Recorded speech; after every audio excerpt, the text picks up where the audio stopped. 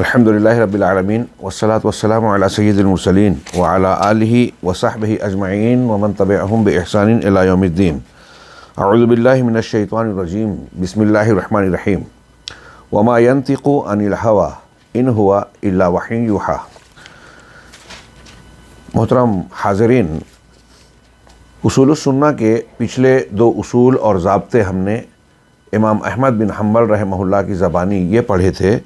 کہ ہمارے نزدیک سنت رسول اللہ صلی اللہ علیہ وسلم کے آثار ہیں، آپ کی سے مروی روایات، اور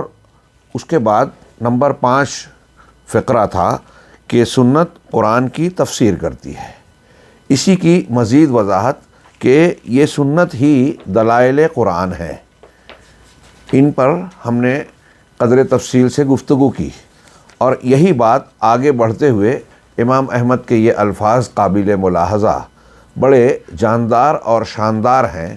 اور ان کے زمانے میں جہاں اہل بدعت کا سر اٹھانا اپنے ابتدائی دور سے تعلق رکھتا تھا، اس کے مقابلے میں آج جب بہت ساری بدعات، خرافات اور دین میں دخیل چیزیں سامنے آ چکی ہیں، ایسے میں سنت کی اس بنیاد کو محفوظ بنانے اور عام کرنے کی انتہائی شدید ضرورت ہے۔ اور ایسا لگتا ہے کہ قرآن و سنت کی برکت سے ہمارے اسلاف نے ایسی توجیحات اور دین کے اصولوں پر اپنی علمی تحریرات پیش کی ہیں جسے ہم آج کے زمانے میں بھی انتہائی تازہ محسوس کرتے ہیں، اور ایسا لگتا ہے کہ اس کی ضرورت اس زمانے سے زیادہ آج کے زمانے میں۔ چنانچہ اگلا جملہ امام احمد بن حنبل رحمہ اللہ فرماتے ہیں وَلَيْسَ فِي السُّنَّةِ قِيَاسٌ۔ لفظی ترجمہ کہ سنت کے بارے میں قیاس نہیں کیا جائے گا، اندازے نہیں کیے جائیں گے۔ مطلب کیا ہے؟ نیچے شرح میں کہا اے لا یساویہا شیئن، یعنی سنت کی برابری کرنے والی کوئی دوسری چیز نہیں ہوگی۔ اللہ رب العالمین کے کلام کی جو تفسیر بیان کرنے والی چیز نبی صلی اللہ علیہ وسلم سے امت کو پہنچ رہی ہے، ظاہر سی بات ہے کہ نبی صلی اللہ علیہ وسلم کی حیثیت، مقام، اللہ تبارک و تعالیٰ کے جانب سے آپ کے تعلق سے جو وعدے کیے گئے ہیں تحفظ کے، عصمت کے، اور آپ کو پیغمبر اور نمائندہ بنانے کے تعلق سے عقلی طور سے، شرعی طور سے ہم اگر غور کریں تو نبی صلی اللہ علیہ وسلم کو جو حیثیت اور آپ کے کلام اور حدیث کو جو مقام حاصل ہوگا وہ اب کسی اور کو نہیں۔ امتی افراد اور ائمہ یا دیگر اولیاء صالحین تو چھوڑیے، خود انبیاء کرام اور پیغمبروں کے سلسلے میں بھی جناب محمد رسول اللہ صلی اللہ علیہ وسلم کے جو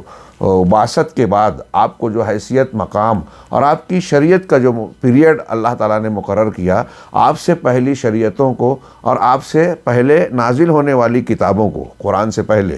جو منسوخ کیا گیا، یہاں ہم تھوڑا سا اپنا عقل و شعور لگا کر غور کریں تو یہ بات واضح طور سے سمجھ میں آتی ہے کہ جو درجہ، جو مقام، حیثیت قرآن کو اور جناب محمد رسول اللہ صلی اللہ علیہ وسلم کو حاصل ہے، اب پچھلی کتابوں اور پچھلے انبیاء کو بھی تشریعی اعتبار سے وہ حیثیت نہیں حاصل ہوگی۔ ہم انہیں پیغمبر مانتے ہیں، ماننا ضروری ہے، جو سچے رسول اور پیغمبر انبیاء ہیں ان میں سے کسی ایک کا انکار تمام انبیاء کا انکار ہے، یہ ہمارے ایمان کی بنیادوں میں سے۔ لیکن ساتھ ہی ساتھ پچھلے نبیوں کے مقابلے میں نبی صلی اللہ علیہ وسلم پر ایمان لانے کا ایک فرق یہ ہے جو واضح ہے کہ ہم پچھلے نبیوں کو پیغمبر تو مانتے ہیں، لیکن ان کی لائی ہوئی شریعت کے اب ہم مکلف نہیں رہے، وہ منسوخ ہو چکی۔ نبی صلی اللہ علیہ وسلم کو پیغمبر ماننے اور نبی ماننے کے ساتھ ساتھ یہ لازم اور ضروری ہے کہ آپ کی شریعت کو بھی قبول کیا جائے، آپ کے دین کو تسلیم کیا جائے، اس کے بغیر آپ کو پیغمبر ماننے کا کوئی معنی نہیں ہوگا۔ تو آپ کی شریعت، آپ کی حدیثیں، آپ کے پیش کی ہوئی تعلیمات کو ماننا جس طرح لازمی ہے ساری کائنات اور ساری امت پر آپ کے آنے کے بعد، اسی سے یہ ظاہر ہے کہ جو حیثیت اللہ نے آپ کو دے دی ہے، اب موسیٰ علیہ السلام اور عیسیٰ علیہ السلام کو بھی حاصل نہیں کہ ان کی ہر بات مانی جائے، اور اللہ کے نبی صلی اللہ علیہ وسلم کی شریعت کے مقابلے میں ان کی بات کو، آپ کی حدیث کے مقابلے میں ان کی بات کو پیش کر کے آپ کی بات کو رد کیا جائے۔ یہ موسیٰ اور عیسیٰ علیہ السلام کو بھی یہ مقام اب نہیں رہا۔ لو کان موسیٰ حیا ما وسعہ الا اتباعی، موسیٰ بھی زندہ ہوتے تو میری اتباع کے بغیر چارہ نہیں ہوتا۔ یہ اتنی صاف، واضح اور ایسی بات ہے کہ ایک موٹی عقل والا، موٹے شعور والا بھی آدمی آسانی سے سمجھ سکتا ہے کہ نبی صلی اللہ علیہ وسلم کو کیا مقام حاصل ہے۔ ان تمام باتوں کو امام احمد بن حنبل کے اس جملے میں سمیٹیے کہ وہ کہہ رہے ہیں کہ سنت کا مقابلہ کسی چیز سے نہیں کیا جا سکتا، سنت پر کسی چیز کو جو ہے تولا نہیں جا سکتا، سنت میں قیاس نہیں ہے۔ شیخ اس ضمن میں کہہ رہے ہیں کہ کیوں یہ بات کہی جا رہی ہے، ہم کیوں یہ دین کی ایک بنیاد مان رہے ہیں، امام احمد نے یہ بات کیوں کہی، اور ائمہ اہل سنت یا تمام اہل سنت اس بات کے قائل کیوں ہیں، تو اس کی گویا وضاحت کرتے ہوئے کہا کہ حیث ان السنت ہی وحی من اللہ لنبیہ، یہ اس حیثیت سے، اس وجہ سے سنت پر قیاس نہیں کیا جا سکتا، یا سنت کے بارے میں قیاس جائز نہیں ہے کسی کو اس کے مقابلے میں ٹھہرانا، وہ اس لیے کہ یہ اللہ تعالیٰ کی جانب سے اس کے نبی کے لیے وحی ہے، نبی پر اللہ کی جانب سے وحی ہے۔ یہ جو جملہ بیان کیا اس کی قرآنی دلیل یہ ہے وما ينطق عن الهوى، نبی صلی اللہ علیہ وسلم ہوا سے بات نہیں کرتے۔ ہوا عربی والا کیا مطلب ہے اس کا؟ خواہش نفس۔ اس سے پہلے بار بار گزرا، قرآن نے اتباع ہوا کو قرآن، سنت یا وحی کے مقابلے میں ذکر کیا ہے عام طور سے۔ اس کا سیدھا معنی یہ ہوا کہ اللہ تبارک و تعالیٰ کی جانب سے نازل شدہ ہدایت کو چھوڑ کر اگر کوئی شخص کسی بھی چیز کو اختیار کرتا ہے تو وہ اپنا دماغ لگا کے اپنی پسند کی بنیاد پر اس چیز کو اختیار کر رہا ہے، یہ خواہش نفس کی پیروی ہے اور گمراہی اور ضلالت کی ایک بڑی بنیاد ہے۔ چنانچہ اللہ کے نبی صلی اللہ علیہ وسلم کے بارے میں اللہ نے یہ توثیق کی،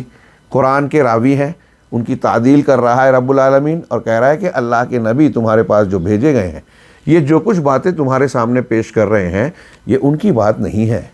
یہ اپنے دل سے، اپنے ذہن سے، اپنے ذہن کی اپج سے باتیں پیش نہیں کر رہے ہیں۔ ان ہوا الا وحی یوحا، یہ تو بس وہی چیز ہے، یہ صرف وحی ہے جو ان کی طرف القاء کی جا رہی ہے۔ کتنی صاف اور سیدھی بات ہے، کوئی جاہل سے جاہل آدمی پکڑ کر لایا جائے اور اسے قرآن کی آیت سنا کر اس کا ترجمہ بتایا جائے اور اس سے پوچھیں کہ کیا آپ کی سمجھ میں اس آیت کا مفہوم نہیں آیا، اللہ رب العالمین کے اس کلام کا مطلب آپ نہیں سمجھ سکے، تو میں نہیں سمجھتا کہ کوئی بھی موٹی سے موٹی عقل والا بھی یہ کہے کہ نہیں مجھے نہیں سمجھا، وہ کہے گا واضح ہے، صاف ہے۔ تو جو ایک موٹی عقل والا، ایک جاہل سے جاہل آدمی آسانی سے صرف ترجمہ سن کر جان جائے، وہ آج بہت سارے ایسے لوگوں کو سمجھ میں نہیں آتا جو اپنے آپ کو دانشور، مفکر، عقلانیین کا امام کہتے ہیں۔ نبی صلی اللہ علیہ وسلم کی باتوں میں کیڑا نکالنا وہ اس کا انکار ہے۔ یہ الگ بات ہے کہ وہ اپنی بات کو صحیح کہنے اور رسول اللہ صلی اللہ علیہ وسلم کی حدیثوں اور باتوں کو رد کرنے کے لیے بہانہ یہ بناتے ہیں کہ اللہ کے رسول صلی اللہ علیہ وسلم تک کتنی بھی مضبوط سند سے یہ بات کیا، نبی نے یہ کہا ہی نہیں ہے۔ گویا وہ یہ کہنا چاہتے ہیں کہ ہمیں اس بات کا یقین ہی نہیں ہے کہ اللہ کے نبی صلی اللہ علیہ وسلم نے یہ کہا ہوگا۔ یہ کس بنیاد پہ کہتے ہیں کہ نبی صلی اللہ علیہ وسلم کی یہ بات ہمارے دماغ میں نہیں آ رہی ہے۔ تھوڑی دیر کے لیے دماغ کو کنارے رکھیں اور یہ سوال پوچھیں کہ اگر نبی صلی اللہ علیہ وسلم نے واقعی یہ بات کہی ہے تب بھی کیا آپ یہ کہیں گے؟ اس لیے اس امکان کو اور پھر دنیا کے اصولوں کو میں نے جیسا کہ اس سے پہلے ذکر کیا اور پھر سے کہوں کہ حدیثوں کو نقل کیا گیا ہے، اس میں صحیح اور ضعیف کے جن ضابطوں کو اختیار کیا گیا ہے وہ دنیا میں کسی بات کو قبول کرنے اور رد کرنے کا سب سے اعلیٰ اصول ہے فن حدیث۔ اس سے بہتر اصول ضابطہ کہیں نہیں ہے۔ اگر ان اصولوں کو کوئی شخص رد کر کے یا ان کو نظر انداز کر کے رسول اللہ صلی اللہ علیہ وسلم کی ثابت شدہ کسی حدیث کو رد کر رہا ہے تو وہ یہ کہہ رہا ہے کہ دنیا میں کسی بھی چیز کو قبول کرنے، بڑی سے بڑی سپریم کورٹ و فلاں کورٹ میں اگر کوئی فیصلہ کیا جا رہا ہے دلائل، شواہد، اصولوں اور قرائن کے ساتھ، چیز کو دیکھ کر ایک جج یا ججوں کی پوری کمیٹی ایک فیصلہ کر رہی ہے کہ یہ بات صحیح ہے اور اس بنیاد پر فیصلہ کیا جا رہا ہے، تو وہ آدمی کہے گا کہ میری سمجھ میں نہیں آ رہا ہے۔ ججوں کی سمجھ میں آیا؟ ججوں کے سامنے، قضات کے سامنے جو دلائل ہیں، ثبوت و شواہد ہیں، وہ ان کے نزدیک قابل قبول ہے، میں نہیں مانتا۔ تو اس کا مطلب یہ ہوا کہ ایسا شخص کسی بھی چیز کو صحیح یا غلط ماننے کا کوئی معیار رکھتا ہی نہیں ہے۔ اگر وہ کوئی معیار رکھتا ہے کہ یہ بات صحیح ہے، یہ غلط ہے، ان بنیادوں پر، تو ان بنیادوں کو آپ سامنے رکھیں جن پر وہ مان رہا ہے یا رد کر رہا ہے، ان کے مقابلے میں حدیث کو ماننے نہ ماننے کے جو ضابطے محدثین نے بیان کیے، اختیار کیے، اور جس کی بنیاد پر ہم احادیث رسول صلی اللہ علیہ وسلم کو مانتے رد کرتے ہیں، اس بنیاد پر اس کی ماننے والی بنیاد سے کہیں زیادہ اعلیٰ، ارفع اور مضبوط چیزیں ہیں۔ لہٰذا حقیقی طور سے اگر دیکھا جائے تو کسی کو مجال نہیں ہونا چاہیے کہ اصولوں پر رسول اللہ صلی اللہ علیہ وسلم کی جو حدیث ثابت ہے اس کو رد کر دے۔ اب رسول اللہ صلی اللہ علیہ وسلم کی جو حدیث ثابت ہو جائے اور جب ہمارے سامنے آ جائے کہ یہ آپ نے فرمایا ہے، تو اب آپ کے سامنے اس حدیث کا مقام سنت اور مقام رسالت اس جملے سے ظاہر ہو رہا ہے امام احمد بن حنبل کے، کہ جب یہ ثابت ہو گیا کہ یہ حدیث رسول ہے تو اب اس کے سامنے کسی کو ہم پیش نہیں کریں گے، کوئی چیز ٹک نہیں سکتی۔ چنانچہ کیوں؟ اس لیے کہ یہ اللہ کی وحی ہے، نبی صلی اللہ علیہ وسلم کے فرامین بھی وحی الہی ہیں۔ اس کی بڑی بہترین تشریح کی، یہ قل تو میں کہہ رہا ہوں، شیخ نے کہا، دکتور عبد الرحمن نے، اور دکتور عبد الرحمن نے آگے قل تو کہہ کے آدھے صفحے میں جو چند جملے بیان کیے، یہ ایک ایک جملہ اپنے اندر اصول ضابطے کی ایک لمبی تشریح سمیٹے ہوئے ہے، ہر جملہ قول زرعی کی طرح ہے۔ چنانچہ پہلا جملہ ان کا ہے کہ میں کہتا ہوں السنت قسیمۃ القرآن۔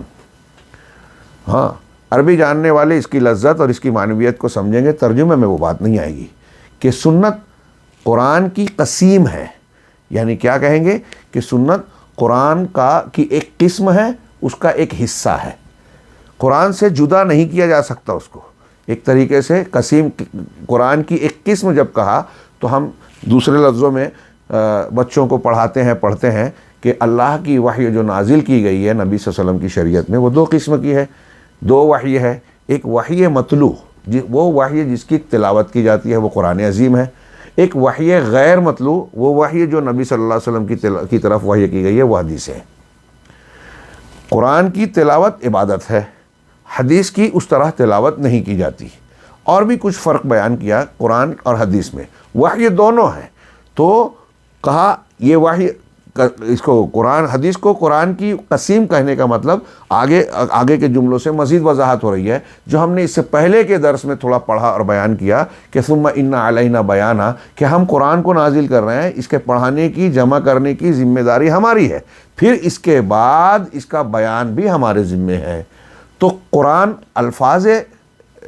رب ہے، رب کے کلمات، رب کا کلام، اور احادیث اللہ کی وحی ضرور ہے، تو الفاظ بھی نہیں ہے لیکن معنی اللہ کی طرف سے ہے، یہاں الفاظ رسول اللہ صلی اللہ علیہ وسلم کے۔ غور کرنے کی بات ہے کہ اللہ تبارک و تعالیٰ نے قرآن بھی نازل کیا اور بیان قرآن بھی۔ یہاں ایک اور بھی بات، جو لوگ حدیثوں کا انکار اور قرآن پر ایمان کی بات کرتے ہیں، شاید کل یہ جملے ایک پہلو چھوٹ گیا، تھوڑا سا اس پر غور کرنے کے ایک چھوٹی سی بات ہے، اور یہ کوئی نئی بات نہیں ہے، کہ اگر اللہ تبارک و تعالیٰ نے قرآن کی حفاظت کی ذمہ داری لی، جیسا کہ یہ بھی مانتے ہیں منکرین حدیث اور کہتے ہیں کہ قرآن کافی ہے، ہاں، کہ اللہ نے کہا ہے انا نحن نزلنا الذکر وانا لہ لحافظون، تو اب اس الذکر کے معنی میں وہ کہتے ہیں کہ قرآن مراد ہے، ہم نے الذکر کو نازل کیا، تو وہ حدیثوں کو اس میں شامل نہیں مان رہے ہیں۔ تھوڑی دیر کے لیے ہم تسلیم کر لیں کہ حدیثیں اس میں شامل نہیں ہیں، الذکر سے مراد قرآن ہے جیسا کہ یہ کہہ رہے ہیں، اور ہم اس کی حفاظت کرنے والے ہیں۔ ابھی جو ہم نے آیت پڑھی سورہ قیامہ کی، اور جو کل پڑھی تھی سورہ نحل کی، وَأَنزَلْنَا إِلَيْكَ الذِّكْرَ لِتُبَيِّنَ لِلنَّاسِ، ان دونوں آیتوں سے یہ صاف ظاہر ہے کہ اللہ تعالیٰ بذات خود کہہ رہا ہے کہ قرآن کو ہم نے نازل کیا اور قرآن کا بیان کرنا آپ کی ذمہ داری ہے، ہم آپ کو قرآن کے علاوہ قرآن کا بیان دیں گے۔ ان دونوں قرآن کی آیتوں سے یہ ثابت ہوا کہ قرآن الفاظ ہیں اور بیان قرآن اس کا معنی ہے، اس کی تشریح ہے، تعیین ہے، مقصود کو ظاہر کرنے والی چیز۔ سوال یہ ہے کہ اللہ تعالیٰ جو کہہ رہا ہے کہ ہم الذکر کو نازل کر کے اس کی حفاظت کریں گے، تو کیا اس کا مطلب یہ ہوا کہ صرف قرآن کے الفاظ کو اللہ قیامت تک محفوظ رکھے گا، قرآن کے بیان کو محفوظ نہیں رکھے گا؟ نبی صلی اللہ علیہ وسلم کے زمانے میں قرآن کے ساتھ، الفاظ کے ساتھ قرآن کے بیان کی بھی ضرورت تھی۔ آج کے زمانے میں کیا صرف قرآن کے کلمات اور الفاظ کی ضرورت ہے، معنی کی، بیان کی ضرورت نہیں ہے؟ موٹی سی بات ہے کہ قرآن کے الفاظ کے ساتھ قرآن کے معنی کی بھی ضرورت ہے، اور اگر یہ دونوں ساتھ ساتھ جڑے ہیں اس طریقے سے، تو اب سوچئے کہ اللہ تبارک و تعالیٰ نے قرآن کے الفاظ کی ذمہ داری تو لی کہ حفاظت کروں گا، معنی کو محفوظ نہیں رکھوں گا، تو قرآن کے الفاظ کی حفاظت کا فائدہ کیا ہوگا؟ مقصود ثابت ہی حاصل ہی نہیں ہوگا۔ جب اس زمانے میں قرآن کے نازل کرنے کا مقصد رسول کی وضاحت، رسول کی تبیین اور تفسیر سے پورا ہوتا تھا، تو قیامت تک اس تفسیر اور تبیین کی ضرورت ہے۔ لہٰذا سیدھا سا معنی یہ ہوا کہ جب اللہ نے قرآن کے الفاظ کی حفاظت کی ذمہ داری لی، تو قرآن کے معنی اور مطالب کی بھی محفوظ رکھنے کی ذمہ داری اس میں خود بخود شامل ہو گئی، یعنی حدیثوں کی حفاظت کی۔ اس اعتبار سے غور کیجئے کہ قرآن سنت قسیمت القرآن ہے، قرآن کی قسم ہے، قرآن کا ایک حصہ ہے، ہاں، اور اس سے بالکل جڑا ہوا ہے۔ اور پھر آگے کے جملہ اس کی مزید تشریح کر رہا ہے، وَهِيَ فِي التَّشْرِيعِ مِثْلُ الْقُرْآنِ، اور یہ تشریح میں، شریعت کے احکامات کو ثابت کرنے میں، شریعت سازی میں قرآن کے مثل ہی ہے۔ اللہ تبارک و تعالیٰ نے رسول صلی اللہ علیہ وسلم کو ایک درجے میں شارع کا درجہ دے دیا، ایک حیثیت سے، کہ آپ اگر کسی چیز کو حلال کہتے ہیں تو وہ حلال سمجھی جائے گی، جانی جائے گی، حلال ہوگی۔ آپ جسے حرام کہتے ہیں وہ حرام ہوگی۔ نبی صلی اللہ علیہ وسلم کے علاوہ دنیا کی کسی بھی شخصیت کے بارے میں اگر کوئی عقیدہ رکھے تو مشرک ہو جائے گا۔ آپ کو تشریع یا شریعت ساز ماننے کے پر مشرک نہیں ہوگا۔ کیوں؟ اس لیے کہ آپ کو ہم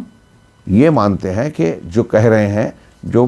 مسائل بیان کر رہے ہیں، شریعت کی، دین کی باتیں بیان کر رہے ہیں، وہ آپ اپنی طرف سے نہیں بیان کر رہے ہیں، آپ اس کی بات کر رہے ہیں جس کے آپ نمائندے ہیں۔ نمائندہ یعنی رسول۔ تو جب کہہ رہے ہیں کہ رسول ہیں، ایک آدمی یہ کہے کہ رسول نے یہ بات کہی، تو سمپل لفظی طور سے بھی یہ ظاہر ہے کہ ایک رسول جب بول رہا ہے تو رسول اس کی بات بولتا ہے جس کا وہ رسول ہے، جس کا پیغمبر ہے، جس کا نمائندہ ہے۔ تو رسول جب رسول کی حیثیت رکھتے ہیں تو وہ اللہ رب العالمین کے احکامات یا پیغامات کو لوگوں تک پہنچانے کا ذریعہ ہے، واسطہ ہے، میڈیٹر ہے۔ تو اب ان کی ہر بات اللہ کی بات ہے، اور یہ بات قرآن میں ذکر ہے، وَمَن يُطِعِ الرَّسُولَ فَقَدْ أَطَاعَ اللَّهَ، جس نے الرسول کی اطاعت کی اس نے اللہ کی اطاعت کی۔ اور دوسری جگہ پر جو اس کا الٹا معنی ہوا کہ جس نے رسول کی نافرمانی کی اللہ کی نافرمانی کی۔ تو سمپل بات، انہوں نے کہا کہ تشریع کے سلسلے میں آپ کی سنت جو ہے، رسول اللہ صلی اللہ علیہ وسلم کی احادیث، وہ قرآن کی طرح ہی ہیں، مثل قرآن ہے۔ ہاں، یہاں یہ بھی یاد رکھے کہ بعض اہل علم نے اس بات پر تنبیہ فرمائی کہ یہ حلال ہے، یہ حرام ہے، یہ شریعت سازی میں قرآن کے بعد نہیں، قرآن کے ساتھ ہے حدیث۔ ہاں، یجب قبولها وعدم ردها، اس کا قبول کرنا واجب ہے اور اس کا رد نہ کرنا واجب ہے۔ حدیثوں کا رد نہ کرنا فرض ہے، واجب ہے۔ فمن ردها فقد رد القرآن، جس نے اسے یعنی حدیثوں کو رد کیا اس نے القرآن کو رد کیا۔ یعنی جیسا کہ ہم نے کل کے درس میں جانا تھا، اس سے پہلے کے درس میں، کہ انکار حدیث انکار قرآن ہے۔ اللہ نے حدیث کا جو مقام دیا، اگر کوئی شخص اس کا انکار کر رہا ہے تو وہ اللہ کا انکار کر رہا ہے، قرآن کا انکار کر رہا ہے۔ قرآن کی بہت ساری آیتیں حدیثوں کے مستدل اور شریعت ساز ہونے کا، حجت ہونے کا ثبوت پیش کر رہی ہیں۔ حیثو، قرآن کا اس نے انکار کیا جس نے حدیث کا انکار کیا، کیوں؟ حیثو انہا وحی تفسر القرآن وتوضحہ، اس لیے کہ میں اس حیثیت سے کے بجائے اس لیے کا ترجمہ کر رہا ہوں، یہ زیادہ مناسب اردو میں بنتا ہے، کہ اس لیے کہ یہ وحی ہے، حدیثیں، سنت وحی الہی ہے جو قرآن کی تفسیر کرتی ہے اور اس کی توضیح، وضاحت کرتی ہے۔ یہ بات بار بار گزر رہی ہے۔ پیچھے خود امام احمد بن حنبل نے جملہ لکھا کہ وَالسُنَّةُ تُفَسِّرُ الْقُرْآنَ، ہم نے اس یہاں تھوڑی سی تشریح کی۔ مطلب یہ کہ قرآن کے معنی اور مطالب کو سمجھنے کے لیے اللہ رب العالمین نے یہ پابندی لگائی کہ آپ کو سنت کو ساتھ رکھنا ہے۔ سنت کو چھوڑ کے آپ اپنا دماغ لگاتے ہو تو آپ یہ کہہ رہے ہو کہ جس شخصیت کو اللہ رب العالمین نے منتخب اور مقرر کر کے صاحب قرآن بنایا، یعنی قرآن جس پر نازل کیا، اس کی حیثیت ہم یہ نہیں سمجھ رہے ہیں کہ اللہ نے ان کو قرآن کی تفسیر کا مقام اور حیثیت دی۔ آپ کی وہ حیثیت نہیں ہے، اور ہمارے دماغ کو یہ حیثیت ہے کہ ہم اپنے طور سے قرآن کے معنی اور مفہوم کو متعین کر لیں، دنیا کچھ بھی سمجھے، رسول کچھ بھی کہیں، صحابہ کچھ بھی مانتے ہوں، ہم نے اپنے دماغ سے جو مانا اسے ہم قرآن کا معنی اور مفہوم اور مراد جانیں گے۔ ظاہر سی بات ہے کوئی عقل و شعور کا استعمال کرنے والا ایسا نہیں کہے گا، اور اگر کوئی شخص اس طرح کے موقف جو منکرین حدیث کے ہیں یا حدیثوں کی تخفیف اور استخفاف کرتے ہیں، اس موقف کو اختیار کرتا ہے اور گمراہیوں کو گلے لگاتا ہے، تو میں سمجھتا ہوں کہ یہ دوسروں کا قصور نہیں ہے، یہ اس کی اپنی محرومی ہے، بدقسمتی ہے، اور اس کی اپنی بے وقوفی اور حماقت ہے۔ قرآن بذات خود حدیثوں کی حجیت کا اور حدیثوں کے شریعت ساز ہونے کا، شریعت کے اندر اس کے مثل ہونے کا بار بار اعلان کر رہا ہے۔ وَلِذَلِكَ فَلَا يُلْحَقُ بِهَا غَيْرُهَا فِي التَّشْرِيعِ وَالتَّفْسِيرِ، اسی وجہ سے جب حدیث کو یہ حیثیت حاصل ہے تو اب اس کے ساتھ،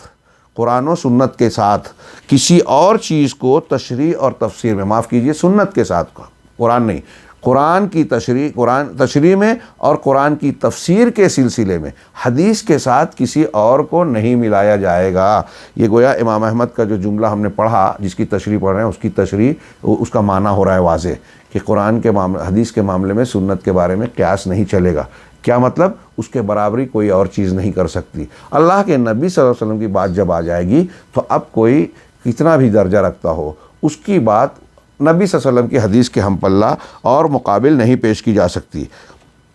کیوں؟ اس طرح سے حیث لا یماثلھا من احکام البشر و اقوالہم شیء، اس لیے کہ اللہ کے کلام یا سنت کے مماثل، اس کے برابری کرنے والی کوئی چیز نہیں ہو سکتی۔ انسانوں کے احکامات اور ان کے اقوال کچھ بھی اس کے مماثل نہیں ہو سکتی۔ اب دنیا کا کوئی کتنا بھی درجے رکھنے والا انسان کوئی بات کہے، اپنے دماغ سے کوئی ہمارے سامنے لگے کہ یہ بڑا اچھا قانون پیش کر رہا ہے، ان کی بڑی اچھی اور خوبصورت بات ہے، دل کو بھاتی ہے، کوئی اس طرح کی بات، قانون، ضابطہ پیش کرتا ہے، وہ حدیث کے کچھ بھی برابری نہیں کر سکتی۔ یہ ایک ایمان والے انسان کو ماننا ضروری ہے۔ مومن بندے کو یہ یقین رکھنا چاہیے کہ نبی کی بات آ گئی تو اب کوئی بات ہم اس کے سامنے نہیں مانیں گے، کسی اور کے کلام کو پیش نہیں کریں گے۔ کاش ہمارے امت مسلمہ کے افراد دین کی اس ایک بنیاد کو، حدیث اور رسول کے اس مقام کو پہچانتے تو آج بہت ساری ایسی گمراہیاں،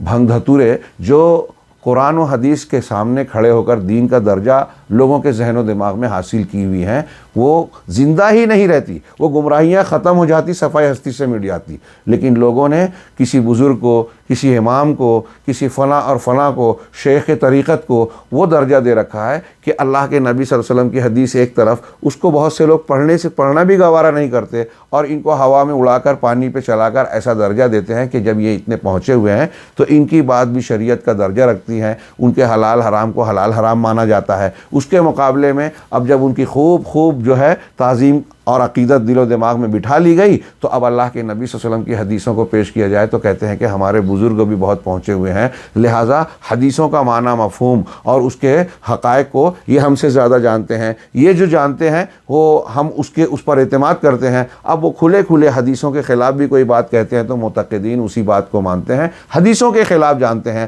اور پھر ایسا کرنے کے باوجود ایسا سمجھتے ہیں کہ ہماری رسول سے محبت اور رسول پر ایمان قائم اور دائم ہے۔ کتنا بڑا دھوکہ ہے جو آج پوری دنیا میں رائج ہے۔ تمام عالم اسلام کے چپے میں آپ کو ایسے لوگ نظر آئیں گے جو مسلک کے نام پہ، طریقت کے نام پہ، یا کسی تنظیم اور جماعت سے وابستگی کی بنیاد پر اللہ کے نبی صلی اللہ علیہ وسلم کی حدیثوں کے مقابلے میں دوسری چیزوں کو کھڑا کرتے ہیں، بزرگوں کے قول کو، کسی کے خواب کو، کسی کے اجتہاد کو، کسی کے کشف کو۔ وہ سچ ہے جھوٹ ہے دوسری بات ہے، اگر وہ سچ بھی ہو تو اللہ تعالیٰ، ہم نے اصول میں جانا کہ رسول کی حدیث کے مقابلے میں کوئی چیز ٹک نہیں سکتی، کھڑی نہیں ہو سکتی، کسی کے قول اور کسی کے حکم کی کوئی حیثیت اور وقت نہیں ہے۔ فَكُلُّ أَحْكَامِ الْبَشَرِ وَأَقْوَالُهُمْ تَبِعٌ لِلسُّنَّةِ، لہٰذا اصول ہمارے اندر یہ ہونا چاہیے کہ انسانوں کے جو بھی احکامات ہیں اور جو بھی اقوال ہیں وہ سب کے سب شریعت کی نظر میں سنت اور رسول اللہ صلی اللہ علیہ وسلم کی تعلیم کے تابع ہیں۔ سب کو حدیث کے پیچھے چلنا ہوگا، حدیث کو کسی کے پیچھے نہیں چلایا جائے گا۔ لیکن ہمارے یہاں آپ اگر کسی مسلک کے ماننے والے، جیسے فرض کیجئے ایک آدمی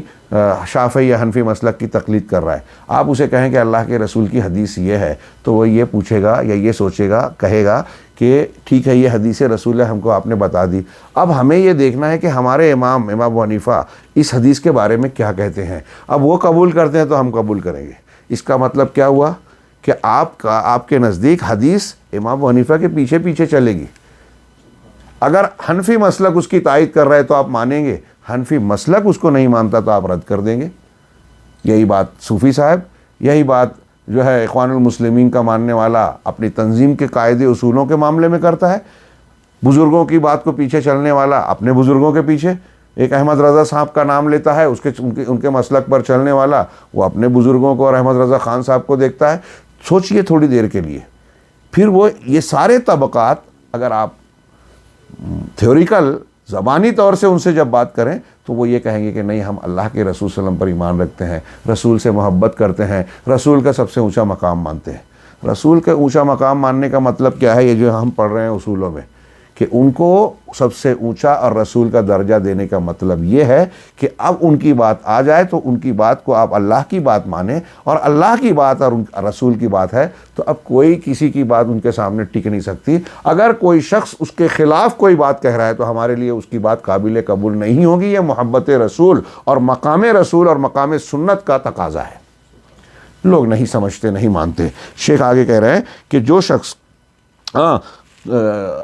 جتنی بھی اقوال انسان کے احکام اور ان کے اقوال ہیں سب کے سب سنت کے تابع ہوں گے. فمن وافقہ قبل, اب جس کی بات سنت کے موافق ہوگی وہ مقبول ہے. ہاں, ہم نے اس سے پہلے پڑھا, ہاں علماء نے یہ بیان کیا کہ دیکھیے وہ بخاری کی روایت جب حضرت ابو ہریرہ رضی اللہ تعالیٰ عنہ زکوٰۃ الفطر پر متعین تھے, ابلیس نے چوری کی, 3 دن تک پکڑا گیا. روایت لمبی ہے, مقصود کو میں بیان کرنا چاہتا ہوں کہ اللہ کے نبی صلی اللہ علیہ وسلم نے ہر بار حضرت ابو ہریرہ کو کہا کہ وہ پھر آئے گا. حضرت ابو ہریرہ پھر چوکس رہے. تیسرے دن جب اس نے پکڑا اور 2 دن تک رحم کھا کے چھوڑا تو کہا اب تو جھوٹا ہے, میں تجھے نہیں چھوڑوں گا, اللہ کے نبی صلی اللہ علیہ وسلم کے عدالت میں پیش کروں گا. تو ابلیس نے کہا کہ میں ایک تم کو علم کی بات بتاتا ہوں, ایسی بات بتاتا ہوں کہ اگر تم نے اس پر عمل کیا تو تمہارے پاس ایک فرشتہ محافظ کے طور پر موجود ہوگا اور شیطان تمہارے قریب نہیں آئے گا, شیطان سے اور اس کی چوری سے بچ جاؤ گے. حضرت ابو ہریرہ نے کہا ٹھیک ہے بتاؤ. یہ علم کی حرص کا شوق, اس وقت تو انہیں پتہ نہیں کہ یہ کون ہے. اس نے بتایا, حضرت ابو ہریرہ نے چھوڑ دیا. دوسرے دن اللہ کے نبی صلی اللہ علیہ وسلم سے جب حضرت ابو ہریرہ نے بتایا تو آپ نے کیا جواب دیا؟ آپ نے ہنس کر کہا کہ صدقک وہو کذوب, کہ سچ کہا اس نے حالانکہ وہ جھوٹا ہے. ابو ہریرہ جانتے ہو تمہارے یہ 3 دن سے جس سے تمہاری مٹ بھیڑ ہو رہی ہے وہ کون تھا؟ ہاں نہیں, اللہ اور رسول بہتر جانتے. کہا یہ ابلیس تھا, شیطان تھا. اس جملے پہ اور اس حدیث پہ غور کیجئے, ہمیں ایک بہت زبردست اصول ملتا ہے کہ اللہ کے نبی صلی اللہ علیہ وسلم یہ بتا رہے ہیں, حضرت ابو ہریرہ نے اس کو چھوڑا لیکن اس کے بعد پوچھنے آئے رسول اللہ صلی اللہ علیہ وسلم سے کہ اس نے ایسا کہا, کیا کہتے ہیں, کیا بات ہے؟ آپ نے تصدیق کی اور یہ بتایا کہ وہ ابلیس تھا لیکن اس کی یہ بات صحیح ہے. ہاں, ایسا میں ہمارے ایک مجلس میں ایک عربی عالم نے بڑی پیاری بات کہی اس حدیث کے تناظر میں. انہوں نے کہا کہ اس سے 2 اصول نکلا کہ ایک تو یہ کہ اگر ہم کو شیطان یا گمراہ آدمی سے بھی صحیح بات مل رہی ہے تو ہم قبول کر رہے ہیں, لیکن ہم اس کے پاس نہیں جائیں گے کہ اس کی تقریر سنیں, اس کی مجلس میں بیٹھیں, اس کو لائک کریں, اس کو سبسکرائب کریں. ہم اس کے پاس نہیں جائیں گے. حضرت ابو ہریرہ ابلیس کے پاس سیکھنے نہیں گئے تھے, تو بدعتیوں کے پاس سیکھنے نہیں جانا ہے. اگر کوئی بدعتی, کوئی مشرک, کوئی ابلیس, کوئی شیطان ہمارے پاس آ جاتا ہے اور ایسا کوئی واقعہ پیش آتا ہے, اس نے کوئی صحیح بات بتائی, تو اب اس کی بات صحیح ہے یا نہیں یہ جاننے کے لیے ہمیں علماء سے رجوع کرنا چاہیے. حضرت ابو ہریرہ نے اس کی بات کو یوں ہی تسلیم نہیں کر لیا, اللہ کے رسول صلی اللہ علیہ وسلم سے آ کے بتایا اور آپ کی تصدیق کی بنیاد پر اس بات کو مانا. اور امت جو اس حدیث کو مانتی ہے, آیت الکرسی کی یہ تاثیر مانتی ہے, تو اس لیے نہیں کہ ابلیس نے بتایا, اس لیے کہ اللہ کے رسول صلی اللہ علیہ وسلم نے اس کو سچ کہا. تو نبی صلی اللہ علیہ وسلم کی تصدیق کی بنیاد پر نتیجہ کیا نکلا؟ اس جو بحث کو ہم نے پڑھا اس کے تناظر میں ہم یہ ہے کہ اگر نبی کی تائید ہو تو ابلیس کی بات بھی ہم مانیں گے, نبی کی تائید ہو تب. ہاں, اور اگر کوئی ہمارا بڑے سے بڑا امام ہو, ہمارے والد صاحب ہوں, ہمارے دادا جی ہوں, ہاں کوئی ایسی شخصیت ہو جن سے ہم کو عقیدت ہے, ہمارے بزرگ ہوں, پیر طریقت ہوں, پوری دنیا میں اس کا ڈنکا بجتا ہو, اس کی شہرت ہو, ہاں امام حرم ہوں, فلاں ہوں, کوئی بھی ہوں, اگر وہ کوئی ایک بات کہتے ہیں اور ہمیں یہ پتہ چل جائے کہ ان کی یہ بات اللہ کے نبی صلی اللہ علیہ وسلم کی بات کے خلاف ہے, اس سے ٹکراتی ہے تو ہم اس بڑے اور عظیم اور معتبر شخص کی بات کو بھی رد کر دیں گے یا قبول نہیں کریں گے، رسول کی بات مانیں گے۔ کتنی مثالیں ہیں۔ حضرت عمر نے حج تمتع سے منع کیا، حضرت علی نے حج تمتع کا احرام باندھا اور کہا کہ ہم ایک آدمی کے قول کی وجہ سے رسول کی بات نہیں چھوڑیں گے۔ ابن عمر نے بھی تمتع کا احرام باندھا، کچھ نے اعتراض کیا کہ آپ کے والد تو اس سے منع کرتے تھے، اللہ کے رسول نے اجازت دی، کہا مگر آپ کے والد تو منع کرتے تھے۔ تو آپ نے پوچھا کہ کیا میرے ابا کی بات مانی جائے گی، میرے والد کی بات مانی جائے گی یا اللہ کے رسول صلی اللہ علیہ وسلم کی؟ تو لوگوں نے کہا رسول اللہ صلی اللہ علیہ وسلم کی، کیونکہ اس زمانے میں یہ تقلید تو تھی نہیں کہ نہیں چلو ٹھیک ہے ان کو بھی سمجھا ہوگا اور ایسا ہوگا اور ویسا ہوگا اس لیے حدیث رد کر کے فلاں کی بات کو مان لے۔ وہ اس وقت یہ اختلاف اور یہ تقلیدی مزاج تھا ہی نہیں، کہا رسول کی بات مانی جائے گی۔ تو اللہ کے حضرت عبداللہ ابن عمر نے کہا تو سن لو، اللہ کے نبی صلی اللہ علیہ وسلم نے اللہ کے نبی صلی اللہ علیہ وسلم نے حج تمتع کی اجازت دی ہے۔ آپ یہاں ملاحظہ فرمائیں کہ حضرت ابن عمر کے لیے حضرت عمر فاروق خلیفہ راشد بھی تھے اور والد بھی تھے، رسول کی بات کے سامنے ان کی بات رد کر دی۔ کتنی کلیئر اور صاف بات ہے۔ عمر فاروق جن کے بارے میں کتنے فضائل ہیں، کتنی مرتبہ جنت کی بشارتیں، ان کے رائے کو اللہ تبارک و تعالیٰ نے قرآن کے ذریعے سے صحیح بھی قرار دیا۔ اللہ کے رسول نے بتایا کہ جس گلی سے گزر جائیں وہ شیطان راستہ بدل دیتا ہے۔ ان کے تعلق سے اور بھی کتنے فضائل ہیں ان کے مقام اور مرتبے کو واضح کرنے والے، لیکن ان کی بات حدیث کے خلاف اگر ہو گئی تو ہم رد کر دیں گے۔ حضرت علی نے بتایا، حضرت ابن عمر نے بتایا، حضرت ابن عباس نے بتایا، دوسرے صحابہ نے بتایا، تو اصول یہ جمع یہ بنا۔ یہ اس اصول کو آج مسلمانوں کی بہت بڑی تعداد نہیں جانتی۔ کوئی تقلید کے جال میں پھنس کر، کوئی تصوف کی بیعت کر کے، کوئی کسی اور غلط اور بدعتی اصولوں کو اختیار کر کے بزرگان دین کی عقیدت میں وہ اللہ کے نبی صلی اللہ علیہ وسلم کے مقام کو رد کرتے ہیں یا کو مجروح کرتے ہیں اور سنت کے مقام کو فراموش کر دیتے ہیں، اور اللہ کے رسول صلی اللہ علیہ وسلم کی احادیث اور سنت کے مقابلے میں دوسروں کو وہ مقام دیتے ہیں جو اس کا مقام ہونا چاہیے۔ اس کا سب سے بڑا ظاہرہ یہ ہے، ظاہری شکل اس گمراہی کی، کہ لوگ اپنے دین اور دین کی بنیادوں کو جاننے کے لیے اللہ اور رسول کی بات کو سمجھنے کی بجائے فلاں اور فلاں کو پڑھتے پڑھاتے ہیں، ان پہ توجہ دیتے ہیں۔ ان کے پاس قرآن و حدیث سیکھنے سکھانے پڑھنے پڑھانے کے لیے وقت نہیں ہے، اور اس کے لیے عذر ہے کہ بغیر فلاں اور فلاں کے جب ہم مقلد ہیں تو ہم کیسے حدیثوں کو سمجھ سکتے ہیں، ہم کیسے قرآن کو سمجھ سکتے ہیں۔ گویا اللہ تبارک و تعالیٰ اور رسول نے جو تعلیمات دنیا کی ہدایت کے لیے پیش کی، اس کے بارے میں یہ کہتے ہیں کہ وہ ہماری ہدایت کے لیے نہیں ہے، ہم تو فلاں سے ہدایت لیں گے۔ کتنے مظالم، کتنا بڑا ظلم دین کی بنیاد سے ہو رہا ہے، اور یہ ایک دم صاف ستھرے دین کے اصول جو ہیں اگر ان کی ترویج کر دی جائے، اصولوں پر یہ محنت کر دی جائے ہم عوامی تربیت کے طور سے، تو دین کے بہت سارے بگاڑ ہمارے یہاں سے ختم ہو جائیں گے۔ قرآن اور سنت کو صحیح طریقے سے سیکھنے سکھانے کا جب رواج ہو، قرآن اور حدیث کا مقام سمجھا جائے گا اور ان کو جاننے اور ماننے کے لیے صحابہ کے منہج کو سمجھا جائے گا، تو ہمارے یہاں آج جو دنیا میں اسلام کے نام پر جو گمراہیاں ہیں، الگ الگ مناہج ہیں، فکر کے اختلافات ہیں، اور اس تناظر میں ہم دیکھ رہے ہیں کہ ہر کوئی آپس میں ایک ساتھ رہتے ہوئے بھی ایک دوسرے کو نیچا دکھانے کی کوشش میں لگا ہوا ہے۔ ہمارے واٹس اپ، ہمارے جو سوشل میڈیا کے گروپس میں ہم دیکھتے ہیں کہ بحثیں ہو رہی ہیں، وہاں تعمیر، تربیت، قرآن و سنت کی اشاعت سے زیادہ ہم دیکھتے ہیں کہ ہر کوئی اپنے منہج اور اپنی شخصیت کے، اپنے افکار کو غالب کرنے اور دوسروں کو مغلوب کرنے کی کوشش کر رہا ہے۔ جو ہم نے پیچھے پڑھا کہ دین کے سلسلے میں خصومات سے بچنا چاہیے، یہ ہمارے دین کا اصول ہے، لیکن لوگوں نے اس کو اپنی زندگی کا اصول بنا کر رکھا ہے کہ اس کو اختیار کیا جائے، جو دیناً چھوڑنا چاہیے اسے انہوں نے بنا کے رکھا ہے اور اس کو دین سمجھ رہے ہیں۔ اور اس پوری کوشش میں ہمیں یہ نظر آتا ہے کہ قرآن اور حدیث کو جو حیثیت اور مقام حاصل ہے وہ نہیں دیا ہے۔ اگر دیا ہوتا تو فلاں کے منہج کو، فلاں بزرگ و فلاں دانشور، فلاں مفکر کے دفاع میں وہ قرآن و حدیث کے خلاف والے منہج کی تائید ہرگز نہ کرتے۔ چنانچہ شیخ نے کہا کہ اب اگر کوئی کسی انسان کی بات حکام قرآن و حدیث کے موافق ہے تو ہمارے لیے قابل قبول ہے، کیونکہ سب کی بات سنت کے تابع ہے۔ اب کوئی بات سنت کے موافق ہوگی تو اسے قبول کیا جائے گا، اور جو سنت کی مخالفت کرے گا وما خالفہا رد علی صاحبہ کائنا من کان۔ کیا جملے ہیں کہ اب اگر سنت کے خلاف کسی کی بات ہو تو اس کی بات رد کر دی جائے گی، وہ کوئی بھی ہو۔ ابھی ہم نے مثال دی حضرت عمر فاروق کی، تو اب اس سے بڑھ کر حضرت عمر فاروق کے درجے کو بات کا کوئی ولی، کوئی پیر، وہ چاہے ہوا میں اڑے، پانی پہ چلے، آگ میں کھیلے کودے، ہاں، وہ حضرت عمر فاروق کے نقش قدم اور پیروں کی مٹی تک نہیں پہنچ سکتا۔ جب حضرت عمر کی بات حدیث کے خلاف نہیں چلتی، کسی بزرگ اور امام کی کیسے قبول کی جائے گی؟ لیکن یہ بات بہت سے لوگوں کی سمجھ میں نہیں آتی، تو وہ کوئی بھی ہو، اس کی بات اگر سنت کے خلاف ہوگی تو ہم رد کر دیں گے، رد کر دیا جائے گا۔ وفی ھذا من ھذا الامام المبجل، اسی بارے میں اس امام مبجل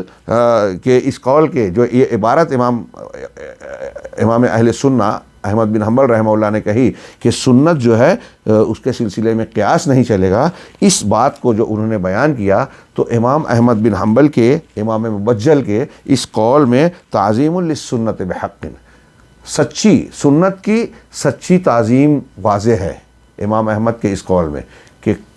سنت کا مقام اور اس کے مقابل میں کسی اور کی بات کو درجہ نہیں دیا جائے گا۔ حیث قال، اس طرح سے کہ انہوں نے کہا لا یقاس علیہا، اس پر قیاس نہیں کیا جائے گا، مطلب کیا ہے کہ اے لا یساویہا،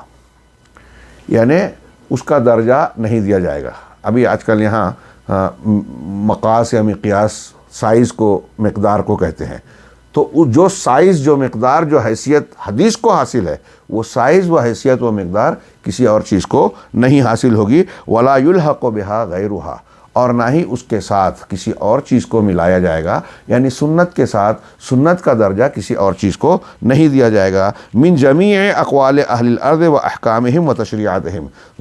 دنیا کے تمام لوگوں کے اقوال، ان کے احکام اور ان کی تشریعات کے میں سے، یعنی ان میں سے کوئی بھی چیز ہو، سنت کے سامنے کسی کو وہ درجہ نہیں ہوگا، سنت کے ساتھ ملایا بھی نہیں جائے گا۔ ہاں، من الملوک والرؤساء وغیرہم من العظماء مہما کانوا، وہ چاہے بادشاہوں میں سے ہوں، رؤساء اور سرداروں میں سے ہو، یا ان کے علاوہ دوسری کوئی عظیم شخصیات ہی کیوں نہ ہو، مہما کانوا، وہ کوئی بھی ہوں، کسی کی بھی بات سنت کے مقابل نہیں چلے گی، نہیں قبول کی جائے گی۔ وفی ھذا، اس بات میں جو یہاں ہم نے پڑھی،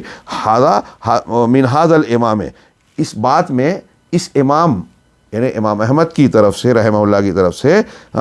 رسول اللہ صلی اللہ علیہ وسلم کی بھی تعظیم ہے، آپ کی عظمت اور آپ کی عظمت شان کو گویا واضح کر رہے ہیں،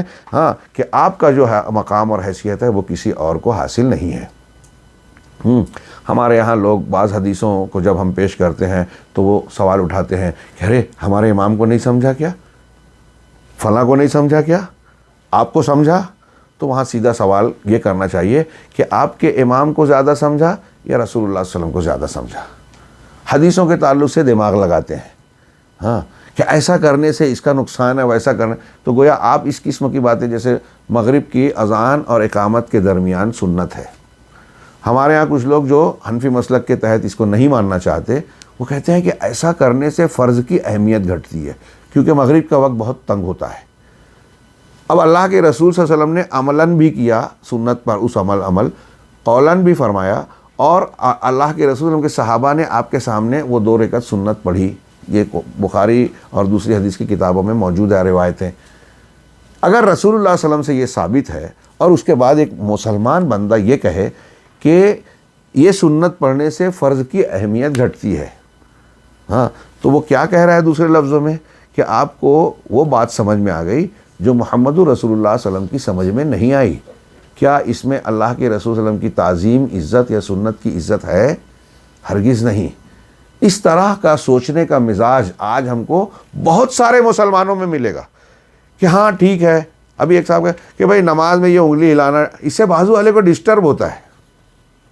بازو والے کی انگلی آپ کیوں دیکھ رہے ہیں؟ اور اگر اللہ کے رسول کہہ رہے ہیں، اب کسی کو انگلی سے ڈسٹرب ہو رہا ہے، کسی کو آمین تیز جہرن کہنے کی سنت سے ڈسٹرب ہو رہا ہے، تو آپ کو خلل ہو رہا ہے، ڈسٹرب ہو رہا ہے،